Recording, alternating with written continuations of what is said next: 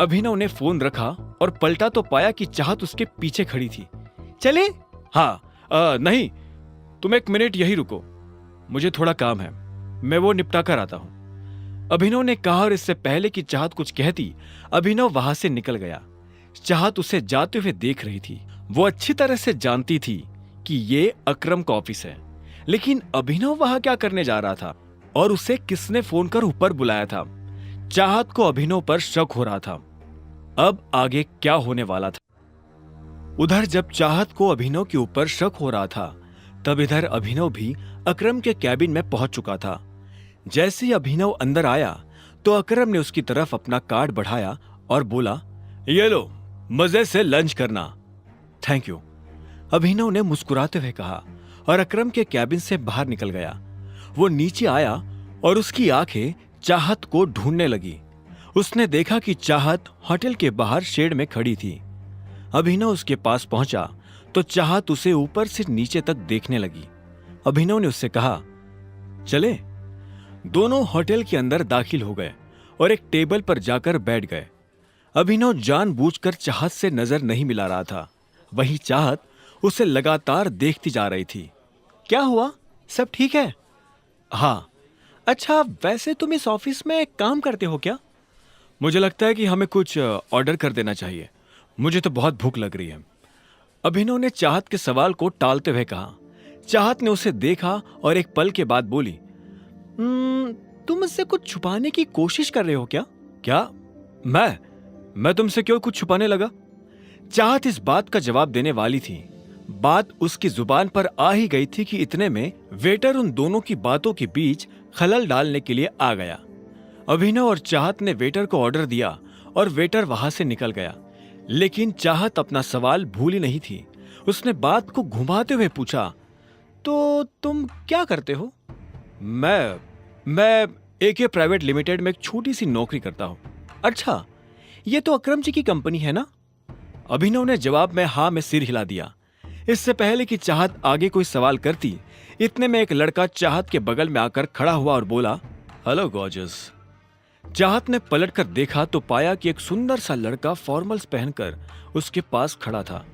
जैसे उसकी नजर चाहत से मिली तो उसने कहा, यू आर सो ब्यूटीफुल। मैं आना तो नहीं चाहता था, लेकिन मेरा मन नहीं माना। क्या मैं तुम्हें एक बढ़िया सी ट्रीट ऑफर कर सकता हूँ? उस लड़के ने कहा। उसकी आंखों में एक शरारत भरी मुस्कान नजर आ रही थी। चाहत उसकी नीयत समझ चुकी थी और अभिनव को भी ये समझ आ गया था कि वो किस नीयत के साथ यहाँ खड़ा था। ऐसे में उसने भी लड़के को टालने के लिए गंभीरता से कहा, तुम्हें नजर नहीं आ रहा? वो पहले ही मेरे साथ डेट पर है। उस आदमी ने अभिनव की तरफ देखा और बोला, ओह अच्छा, मुझे तो लगा कि तुम इसके छोटे भाई हो। पर चलो, अब जब तुमने बता ही दिया है कि तुम इसके साथ डेट पर आए हो, तो मैं तुम्हें बहुत प्यार से कह रहा हूं, निकल लो। यह सुनकर अभिनव को बुरा लगा, लेकिन उसने कुछ नहीं कहा। तुम इतनी सुंदर हो, तुम्हें देखकर लगता है कि तुम किसी वेल टू डू फैमिली से आती हो। डोंट माइंड, लेकिन तुम्हें इस तरह के लड़कों के साथ डेट पर नहीं आना चाहिए। Standard is important, right? तुझसे किसी ने कहा ज्ञान देने को?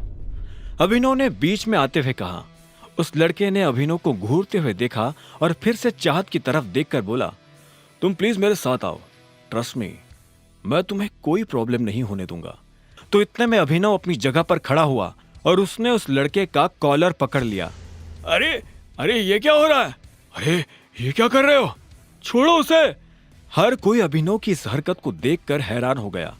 अभिनव को भी एहसास हुआ कि उसने लड़के को कुछ ज्यादा ही पीट दिया था। ऐसे में उसने हाफते हुए उसे छोड़ दिया। वो लड़का खड़े रहने लायक भी नहीं बचा था। अभिनव को जब होश आया तो उसने उस लड़के को ऊपर से नीचे तक देखा तो उसे बहुत बुरा लगा। वो ऐसा कुछ करना नहीं चाहता था, लेकिन अगर वो ये नहीं करता तो वो लड़का चाहत को परेशान करता रहता। अभिनव पलटा और चाहत को देखने लगा।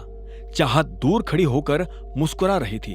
उसकी मुस्कान में अभिनव को एक तरह की शांति नजर आ रही थी। अब उसे डर नहीं लग रहा था। तभी अभिनव के कंधे पर पीछे से एक हाथ आया और उसने अभिनव के कंधे को कसकर पकड़ लिया। अभिनव ने पलटकर देखा तो पाया कि वही लड़का उसे मारने के लिए खड़ा था, पर इससे पहले कि वो अभिनव पर हाथ उठाता, अभिनव ने उसे कोहनी से झटका दिया और वो नीचे गिर गया।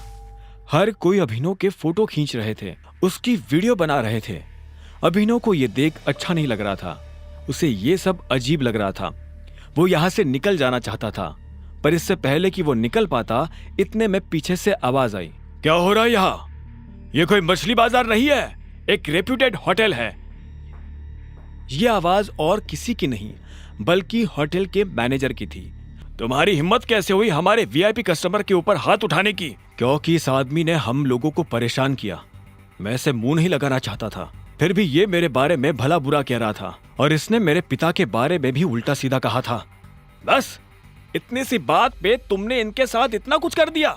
अभी के अभी माफी मांगो इनसे। आगे की कहानी जानने के लिए देखें अगला एपिसोड सिर्फ पॉकेट एफएम के यूट्यूब चैनल पर, और द रिटर्न ऑफ टाइगर के सारे एपिसोड्स को सुनने के लिए डिस्क्रिप्शन में दी लिंक से डाउनलोड करें पॉकेट एफएम ऐप।